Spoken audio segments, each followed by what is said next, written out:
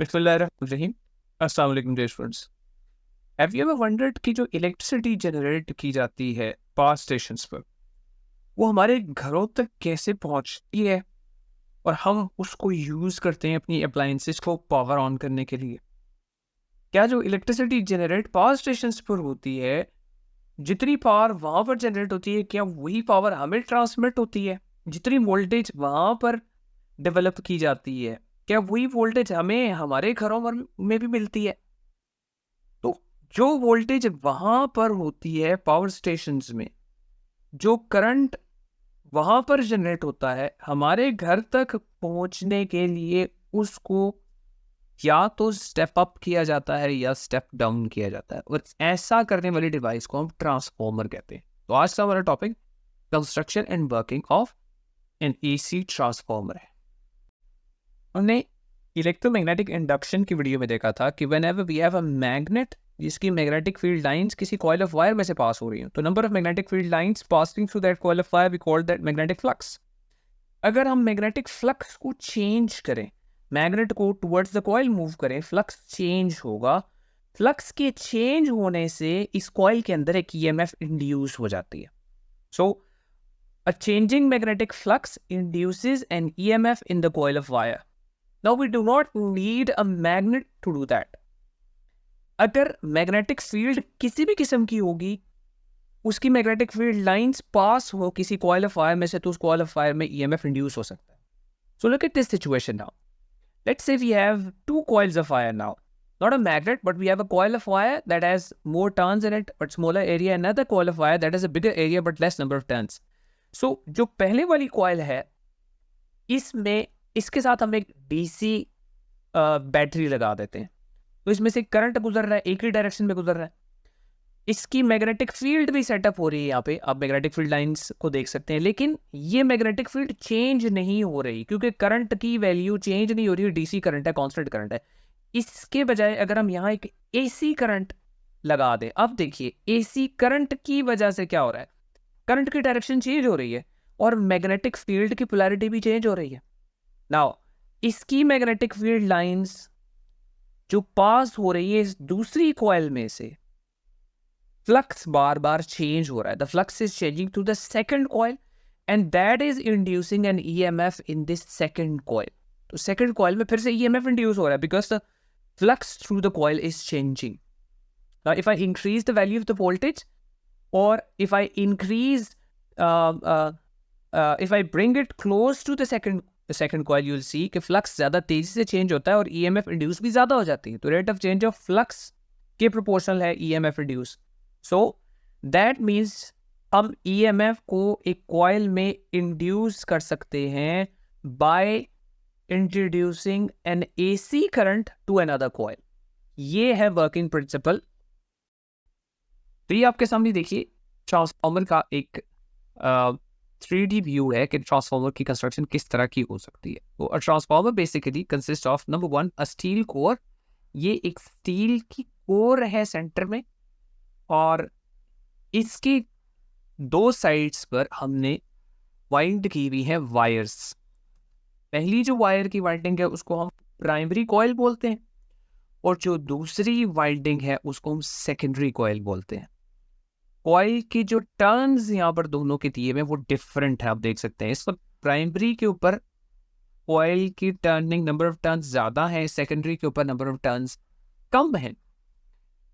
अब हम जो प्राइमरी कॉइल है इसके साथ कनेक्ट करते हैं एक AC power source, AC supply इसके साथ कनेक्ट करते हैं, तो प्राइमरी कॉइल में से एसी करंट फ्लो करने लग जाता है। वो एसी करंट जो प्राइमरी कॉइल में से फ्लो करता है, उस एसी कॉइल की एक मैग्नेटिक फील्ड सेटअप हो जाती है। फिर हमने इलेक्ट्रोमैग्नेटिक इंडक्शन में देखा कि जो मैग्नेटिक फील्ड लाइंस हैं फिर इस कॉइल की, वो पास करेंगी, कट करेंगी सेकेंडरी कॉइल में से। Number of magnetic field lines passing through the secondary coil we call it the magnetic flux. और चूंकि ये एक एसी ट्रांसफॉर्मर है, इसका मतलब है जो मैग्नेटिक फ्लक्स है वो चेंज होगा because the value of the current is changing, and that means the value of the magnetic flux that is passing through the secondary coil will change. And that will cause EMF to be induce in this secondary coil, और वो जो secondary coil में EMF induce हो रहा है वो हमें ये वोल्ट मीटर डिटेक्ट करके बताएगा. So this transformer basically works on mutual induction. हम ट्रांसफार्मर की दो टाइप्स के बारे में पढ़ते हैं. ट्रांसफार्मर बेसिकली स्टेप अप या स्टेप डाउन कर सकते हैं उस वोल्टेज को जो प्राइमरी कॉइल पर सप्लाई की जाती है. तो अगर प्राइमरी कॉइल की नंबर ऑफ टर्न्स ज़्यादा हो और सेकेंडरी कॉइल के नंबर ऑफ टर्न्स कम हो, तो ऐसा ट्रांसफार्मर स्टेप डाउन ट्रांसफार्मर कहलाता है. बिकॉज जो आप प्राइमरी कॉइल पर वोल्टेज देते हैं उसकी वैल्यू ज़्यादा होती है, और जो सेकेंडरी कॉइल पर आउटपुट वोल्टेज हमें मिलती है उसकी वोल्टेज वो कम करके देता है. This is called a step down transformer, और कंडीशन इसकी ये है कि number of turns in the primary is greater than the number of turns in the secondary coil. अब जैसे यहाँ देखिए हमारे पास इस ट्रांसफार्मर में प्राइमरी के जो नंबर ऑफ टर्न्स हैं वो सेकेंडरी के नंबर ऑफ टर्न्स से डबल हैं. तो प्राइमरी पर हम वोल्टेज जो सप्लाई करते हैं, सेकेंडरी पर उसका हाफ रह जाता है, वोल्टेज उसकी हाफ हो जाती है. This is called a step down transformer, जो ज़्यादा वोल्टेज को कम वोल्टेज में कन्वर्ट करता है. तो आपकी बहुत सी डेली अप्लायंसेस ऐसी हैं जिनमें स्टेप डाउन ट्रांसफार्मर इस्तेमाल होता है. फॉर एग्जांपल आपके मोबाइल फ़ोन का चार्जर या आपके लैपटॉप का जो चार्जर है ये AC 220 वोल्ट्स देता है, लेकिन आउटपुट वोल्टेज जो आपकी डिवाइस को ये देता है वो 4.5 या 5 वोल्ट्स देता है. तो 220 को 4.5 में कन्वर्ट करने के लिए जो डिवाइस होगी अंदर वो ट्रांसफार्मर ही, वो स्टेप डाउन ट्रांसफार्मर यूज होता है. अब दूसरा ट्रांसफार्मर देखिए, इस ट्रांसफार्मर में प्राइमरी के नंबर ऑफ टर्न्स के मुकाबले में सेकेंडरी के नंबर ऑफ टर्न्स ज्यादा हैं. इनफैक्ट सेकेंडरी कॉइल के नंबर ऑफ टर्न्स डबल हैं to that of the primary coil. तो जो हम प्राइमरी पर AC वोल्टेज दे रहे हैं, सेकेंडरी पर आप देखिए ग्राफ ये हमें बता रहा है वो वोल्टेज डबल होके ज्यादा होके हमें मिल रही है.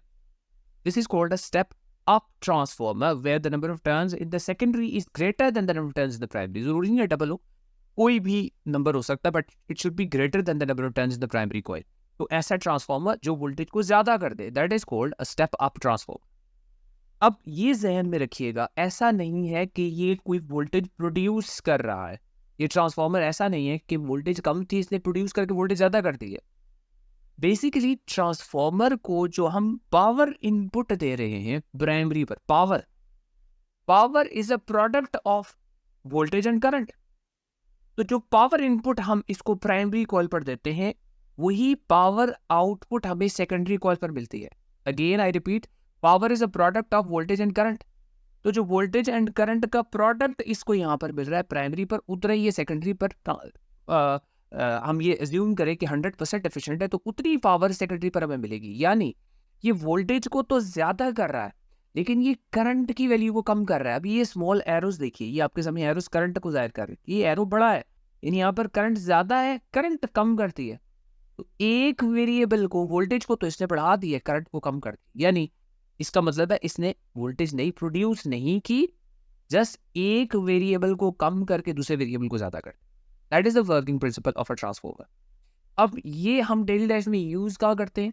वीडियो के स्टार्ट में मैंने आपको बताया था कि जो वोल्टेज हमें power generation station, power station पर जनरेट होती है, हमारे घरों तक वो वोल्टेज कैसे डिलीवर ट्रांसमिट होती है मिनिमम पावर लॉसेस के साथ, ट्रांसफार्मर्स उसमें क्या काम करते हैं, ये हमारी नेक्स्ट वीडियो का टॉपिक है. तो ये नेक्स्ट वीडियो में देखेंगे डिटेल्स इंशाल्लाह. See you in the next video इंशाल्लाह.